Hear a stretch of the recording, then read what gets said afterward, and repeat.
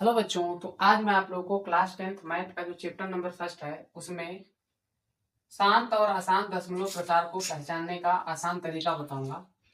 तरीका क्या है, पहले उसको एक बार मैं बोलता हूँ, उसके बाद जो है मैं एक संख्या लूंगा और उस संख्या की हेल्प से मैं उस तरीके को अप्लाई करना सिखाऊंगा।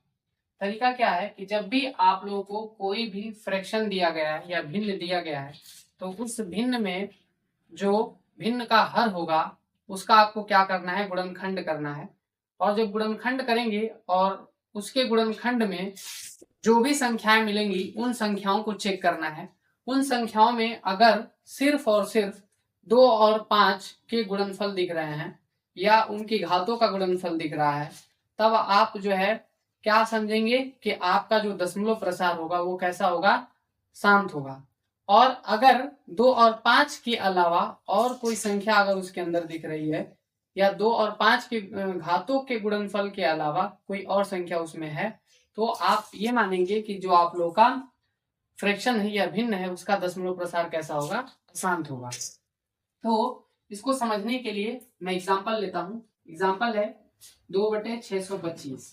ठीक है, उसके बाद जो है एक और एग्जांपल ले लेता हूं, जैसे आप लोग का है 3, यहाँ पे मैं लिखता हूं 1250। ठीक है, अब मैं इन दोनों को चेक करना चाहता हूं कि क्या ये जो है इनका दशमलव प्रसार शांत होगा कि अशांत।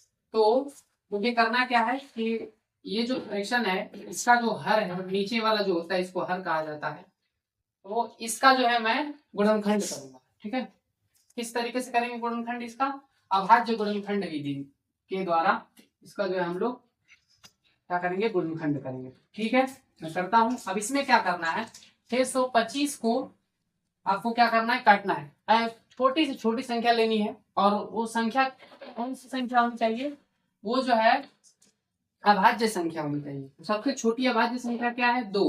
क्या ये 2 से जो है डिविजिबल होगा, तो आपका आंसर होगा नहीं। क्या 3 से ये डिविजिबल होगा, नहीं होगा। 5 से, हाँ 5 से ये डिविजिबल होगा। कितनी बार में, देखिए इसको काट के बताता हूँ। 5 से कितनी बार में जाएगा, एक बार में आएगा। कितना, उसके बाद क्या बचेगा इसमें, एक। अब एक बचेगा तो इसको यहाँ पे कैरी दे देंगे तो कितना हो जाएगा, 12। कितनी बार में जाएगा, 2 बार में।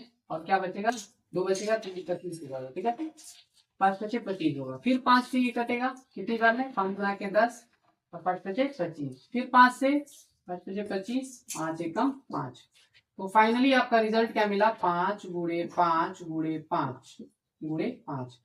तो ये आपका हो गया। इसको हम ऐसे भी लिख सकते हैं 5 की घात 4। तो यहाँ पे जो गुणनखंड आ रहा है उस गुणनखंड में आपको क्या दिख रहा है, सिर्फ और सिर्फ 5 के जो है गुणनफल दिख रहे हैं। सिर्फ 5 का ही गुणा होता हुआ दिख रहा है। तो जब 5 का गुणा होता हुआ दिख रहा है तो ये जो फ्रैक्शन है इसका दशमलव प्रसार कैसा होगा, शांत होगा।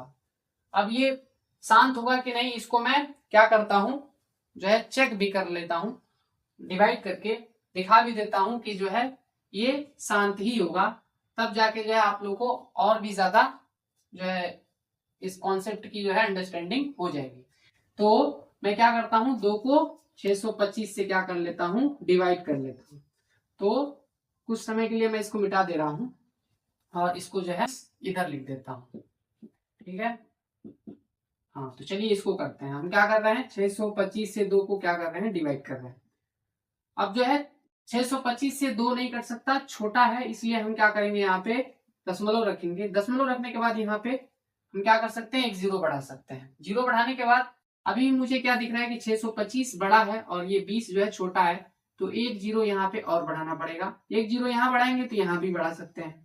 फिर क्या है, अभी भी ये छोटा दिख रहा है तो हम क्या करेंगे, एक और जीरो यहाँ बढ़ाएंगे, यहाँ भी एक जीरो बढ़ा देंगे।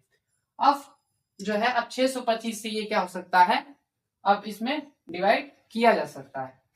अब जो है चैलेंजिंग बात यह है कि इतना बड़ा जो नंबर है इसका टेबल तो आता ही नहीं है हमें, तो फिर कैसे इसको डिवाइड करेंगे। तो इसके लिए आपको क्या करना है, 625 का नहीं आता है टेबल, लेकिन क्या आपको 6 का टेबल आता है ना। अगर आता है तो आपको क्या करना है, ये आगे वाले जो नंबर है इन आगे वाले नंबर को क्या करना है, 2 जो है यहाँ पे डिजिट है तो पीछे से यहाँ से भी 2 डिजिट क्या कर देना, हटा देना। हटाने के बाद क्या होगा, अब आपको देखना है कि 6 का टेबल कितनी बार पढ़े कि 20 आ जाए। या 20 से कम।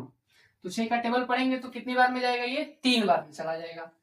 तो 3 का इसमें गुणा लगाएंगे तो आपका जो है इसके आसपास आ जाता है। ठीक है, तो मैं क्या करता हूं 625 में 3 से गुणा लगा लेता हूं। गुणा लगाने से आपका क्या होगा, देखिए जो आता है उसको यहाँ पे रखेंगे तो 5 3 15 होगा, यहाँ पे 5 लिखेंगे, 3 दूना के 6 1 7 आएगा।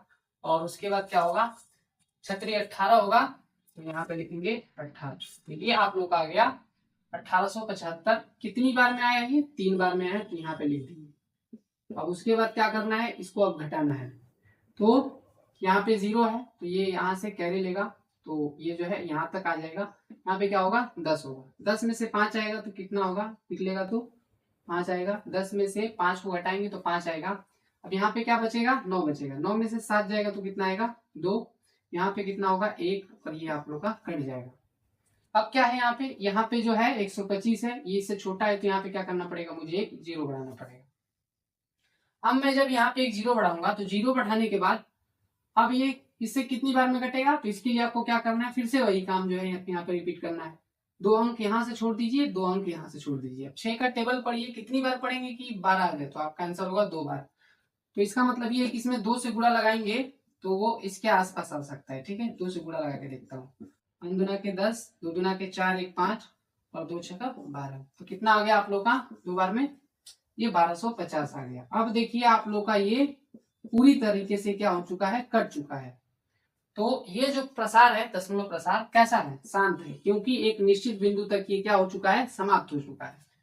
इस तरीके से आप पहचान सकते हैं। हर का जो आप क्या करेंगे, अभाज्य गुणनखंड करेंगे।